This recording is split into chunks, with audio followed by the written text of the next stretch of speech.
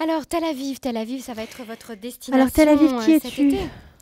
Écoute, les Français adorent Tel Aviv, mais on a collé plein d'étiquettes à cette ville. La ville où on ne dort jamais, la ville dépravée, la ville anti-religieuse. Et pourtant, si l'on regarde bien, eh bien, cette ville a de nombreux visages, et pas toujours ceux que l'on croit. Qui sont ses habitants? Il fallait lire dans la presse israélienne cette semaine un nouveau portrait de Tel Aviv qui m'a interpellée.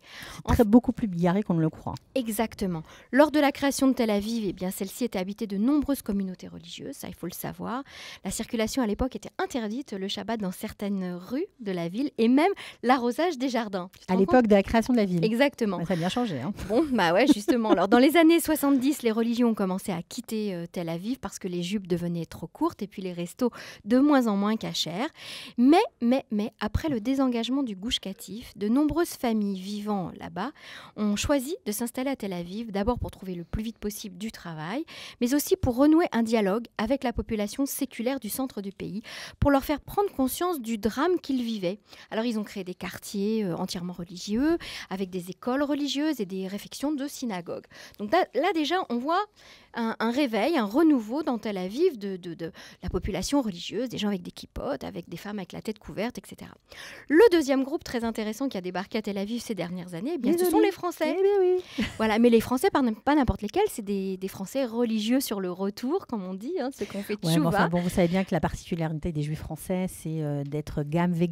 Exactement. Bon, ils sont en majorité traditionnalistes, on va dire, voilà. Et ils ont encouragé l'ouverture de nombreuses boulangeries, restos et boutiques cachères dans la ville blanche. Le troisième groupe, très intéressant de cette population à Tel Aviv, eh bien, ce sont les célibataires. Ouais. Ils ont 30 ans et plus, ils ont beaucoup investi dans leur carrière professionnelle plutôt que d'investir dans la famille, et ils sont seuls. Mais ils ne sentent pas la solitude à Tel Aviv. Pourquoi? Parce que rien de plus simple que de descendre à la plage pour rencontrer des gens ou aller dans un bar le soir. Maintenant, il nous reste un autre groupe qui n'est pas des moindres. On en parle beaucoup en ce moment, ce sont les gays, les homosexuels. Les homosexuels, ils sont nombreux à Tel Aviv. Voilà, Tel Aviv est devenu leur fleuron, leur destination préférée, en tout cas pour tous les gays du monde entier, parce qu'ils s'y sentent libres et respectés. Voilà. Alors, on voulait vous faire un petit peu ce panorama nouveau de Tel Aviv. Ne croyez pas que Tel Aviv est juste une ville où on danse toute la nuit. Oui, parce que vous arrivez bientôt. C'est une ville où la cohabitation existe, en fait, entre ces différents styles de population, et c'est ça qui lui donne tout son charme. Eh bien, écoute, moi, je crois que je vais aller faire un petit tour à Tel Aviv.